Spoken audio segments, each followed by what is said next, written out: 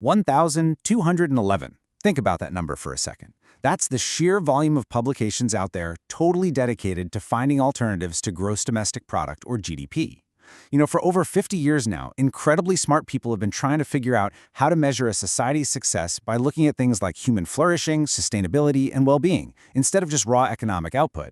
We literally have over 1,000 well-designed frameworks ready to go. But here's the huge mystery. Why hasn't GDP been dethroned yet? Well, the shocking answer to that mystery is found in a recent systematic study of those 1,211 publications. It found that a mere 2%, literally just 2%, actually address the real-world barriers to adopting these new metrics, just 2%. We've spent half a century obsessing over what society should measure, but we've completely ignored how to actually get our institutions to use those measurements. And this brings us to a really foundational insight from independent scholar Dr. Mohammed Rai. He points out that GDP succeeded not just as a measurement innovation, but as an institutionally embedded change project. So the crucial takeaway here is that GDP didn't win just because it was some clever math equation. It won because it was hardwired into budgets, reporting rhythms, and the entire political narrative. Modern alternatives, on the other hand, are often just purely academic exercises. So let's dive into this. Welcome to This Explainer. I am so thrilled to walk you through this fascinating white paper today. Our goal is to investigate exactly why these Beyond-GDP efforts fail, and more importantly, how we can actually engineer the systemic, institutional changes required to finally make them succeed. All right, here is our roadmap for today. We'll start with a 50-year paradox, then look at technical versus adaptive challenges, cover the 10 implementation gaps, assess some prominent frameworks, dive into solutions like M3, 5D embed, and finally, designing the next generation. Section 1. The 50-year paradox. The limits of measurement. So, while the intellectual case against GDP is incredibly mature, we know its flaws, the field has fixated almost entirely on making better measurements. It's like we're building a better compass, but completely ignoring the machinery of the ship itself. The dominant public framing remains entirely technical. We talk endlessly about data quality, harmonization, and statistical capacity, but creating a perfectly valid representation of progress doesn't automatically generate the political sponsorship or the institutional ownership needed to actually govern a country. Moving to Section 2. Technical versus adaptive challenges. Upgrading the machinery. Now, this distinction between technical and adaptive, this is the absolute crux of the whole white paper. We are currently treating a massive institutional shift like it's just a data problem. On one hand, we have technical remedies. These are things experts can solve with current knowledge, like better indicator design or user training. But on the other hand, moving beyond GDP is a deeply adaptive challenge. It asks societies to completely reconsider what progress means, whose losses count, and what economic activity is actually for. That threatens established professional identities and power dynamics, and you just cannot solve an adaptive challenge with a technical remedy. Section 3. The 10 implementation gaps. What's missing? Dr. Rai outlines 10 recurring diagnostic gaps that really explain why these measurement frameworks fall flat in practice. Let's start with a massive concept: endogenous implementation capacity. Endogenous basically just means growing from within. Currently, most frameworks rely on exogenous or outside help to get implemented, like a charismatic politician or a fancy consulting firm. But for a framework to survive, the implementation machinery has to be built directly into the DNA of the measurement framework itself. It needs to inherently specify how pilots are selected, how resistance is managed, and how indicators connect to daily routines. Then there's this really surprising gap: adult development. We tend to just assume that if we give decision makers a dashboard full of social and ecological data, they'll rationally make better decisions. But this totally ignores the complex cognitive demands we're placing on them.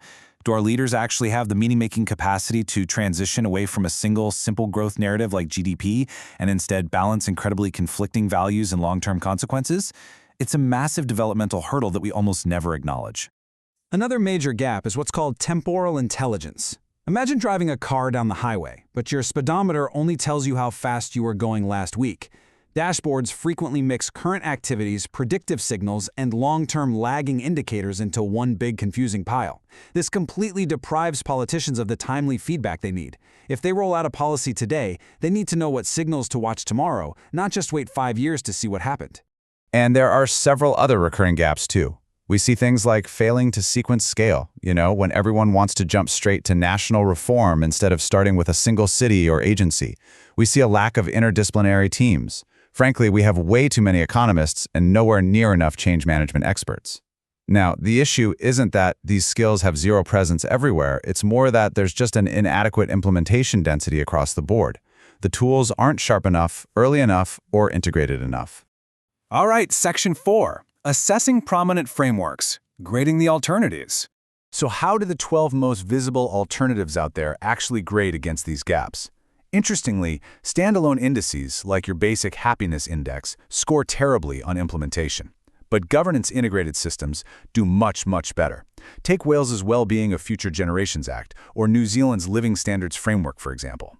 These systems are far more successful because they legally integrate well-being directly into public body mandates and actual budgets. They don't just hope for change, they legislate the machinery for it. Though, as the paper notes, even they still lack some of that deeper adaptive architecture we talked about. Section 5. Solutions. M3, 5D, and BED. Building better architecture.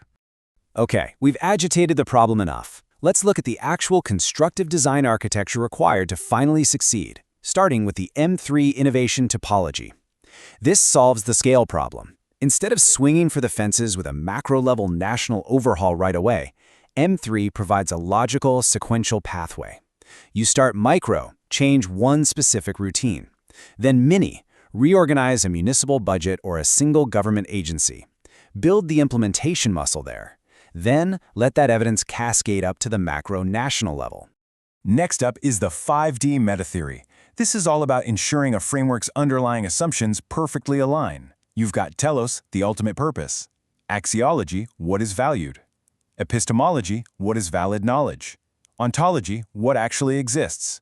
But the dimension I really want us to focus on is praxis. Praxis simply asks, how does knowledge enter action? Most Beyond-GDP frameworks completely drop the ball here. They assume better data automatically equals better action. Praxis demands an explicit, mapped-out pathway linking the dashboard to the actual real-world decision. And that leads us right into the third solution, the Balanced Economic Dashboard, or BED.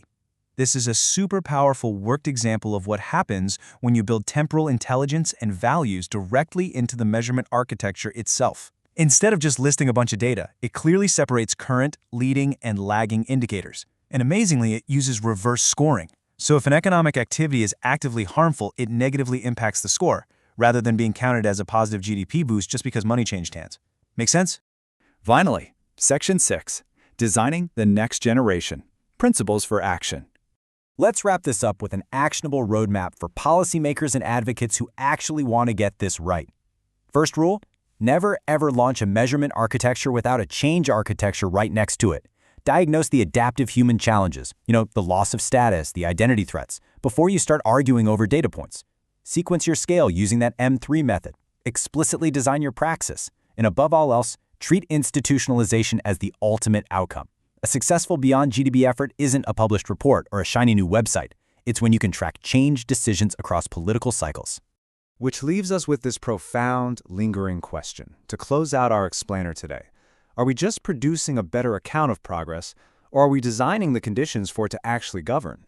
Because until we start engineering the institutional machinery of change with the exact same rigor we apply to our economic models, GDP isn't going anywhere. Thank you so much for joining me on this explainer, and keep asking the right questions.